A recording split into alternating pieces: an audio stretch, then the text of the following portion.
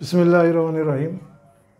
প্রিয় এসএসসি এবং দাখিল পরীক্ষার্থীবৃন্দ, আপনাদের বাংলা প্রথম পত্রের সাজেশন ভিডিওর আজকে তৃতীয় পর্ব অর্থাৎ 3 নম্বর পর্ব নিয়ে উপস্থিত হলাম।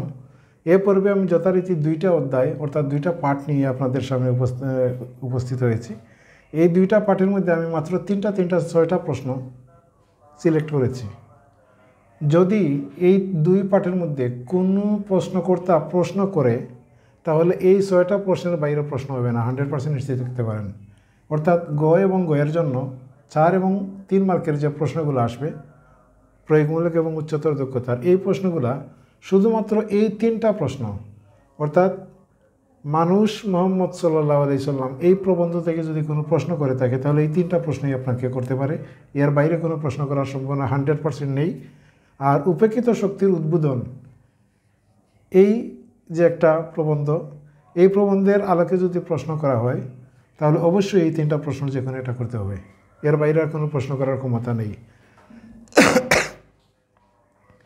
তো আমি আর কথা বাড়াচ্ছি না, আপনাদেরকে বলবো গাইড বইকে ফলো না করে মেইন বইকে সামনে রেখে মেইন বইয়ের যে সারাংশ বা সারমর্ম যে কথাটা মুহিরুদ্দিনে লেখা আছে সেই অংশটুকু নিয়ে আপনার শিক্ষকের সহযোগিতার মাধ্যমে একটা নোট তৈরি করবেন আর এই 3টা প্রশ্ন ভালোভাবে পড়বেন। ইনশাল্লাহ যে কোনো প্রশ্ন আসুক না কেন এই 3টার মধ্যে আপনি পেয়ে যাবেন। তো আমি আর কথা বাড়ছি না, সরাসরি প্রশ্নে চলে যাচ্ছি। মানুষ মোহাম্মদ সাল্লাল্লাহু আলাইহি সাল্লাম থেকে আমি প্রথম যে প্রশ্নটা সিলেক্ট করেছি, প্রশ্নটি হচ্ছে মানুষ মোহাম্মদ সাল্লাল্লাহু আলাইহি সাল্লাম প্রবন্ধে রাসূল সাল্লাল্লাহু আলাইহি সাল্লামের চরিত্রের ক্ষমাশীলতা ও মহত্বের দিকটি ব্যাখ্যা করো।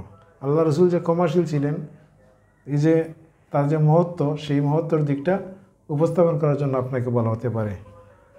2 নম্বর প্রশ্নটি হচ্ছে এই প্রবন্ধের মূল ভাব বিশ্লেষণ করো। অর্থাৎ মানুষ মোহাম্মদ সাল্লাল্লাহু আলাইহি সাল্লাম প্রবন্ধের যে মূল ভাব, যে সারাংশ কথা, যে সারমর্ম কথা, এই কথাটা শুধুমাত্র আপনার মেইন বইয়ের মধ্যে সারাংশ আকারে যে অংশটুকু দেওয়া আছে শুধুমাত্র এতটুকু লিখলে যথেষ্ট, আর লাগবে না, আর কিছুর প্রয়োজন নেই। এই প্রবন্ধের মূল ভাব যে কথাটা বলা হয়েছে সেটা শুধুমাত্র পাঠের মেইন বইয়ের মধ্যে যে অংশটুকু লেখা আছে শুধুমাত্র ওই অংশটুকু আপনারা পড়ে নেবেন, আর কিছুই লাগবে না। 3 নম্বর প্রশ্নটি হচ্ছে মানুষ মোহাম্মদ সাল্লাল্লাহু আলাইহি সাল্লামের প্রবন্ধ অবলম্বনে মহানবী সাল্লাল্লাহু আলাইহি সাল্লামের চারিত্রিক যে বৈশিষ্ট্য, আল্লাহ রসুলের চরিত্র যেভাবে আছে কী ছিল তার স্বরূপটা আপনি বিশ্লেষণ করার জন্য বলতে পারে। তো এই ছিল মানুষ মোহাম্মদ সাল্লাল্লাহু আলাইহি সাল্লাম প্রবন্ধের আলোকে 3টা প্রশ্ন। আর উপেক্ষিত শক্তির উদ্বোধন থেকে পাঠ থেকে যে প্রশ্নটা হতে পারে, প্রথম প্রশ্নটি হচ্ছে উপেক্ষিত শক্তির উদ্বোধন রচনার আলোকে সমাজের শ্রমজীবী মানুষের মূল্যায়নের গুরুত্ব ব্যাখ্যা করো। শ্রমজীবী মানুষকে মূল্যায়ন করা কতটুকু গুরুত্ব, এটা উপেক্ষিত শক্তির উদ্বোধনের আলোকে বিশ্লেষণ করার জন্য বলা হয়েছে। আর 2 নম্বর প্রশ্নটি হচ্ছে উপেক্ষিত শক্তির উদ্বোধন রচনার মূল ভাব।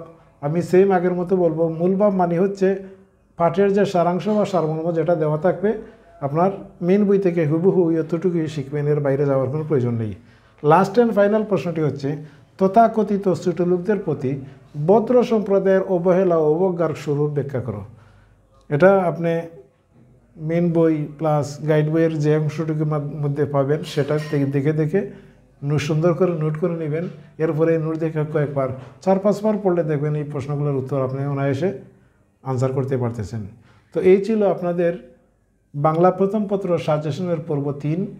এভাবে আমি আরও 4 থেকে 5টা বা 6টা পর্ব হতে পারে সবগুলার সাজেশন ইনশাল্লাহ 2 পার্ট করে দিয়ে দিব।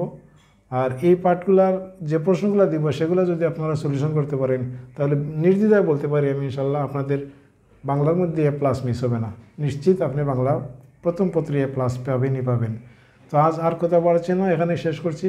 শুধুমাত্র যাওয়ার আগে একটি কথাই বলবো, যদি ভিডিওটা ভালো লাগে তাহলে অবশ্যই চ্যানেলটি সাবস্ক্রাইব করবেন, সাথে থাকবেন। এই প্রত্যাশা রেখে আজকের মতো বিদায় নিচ্ছি। আল্লাহ হাফেজ, আসসালামু আলাইকুম।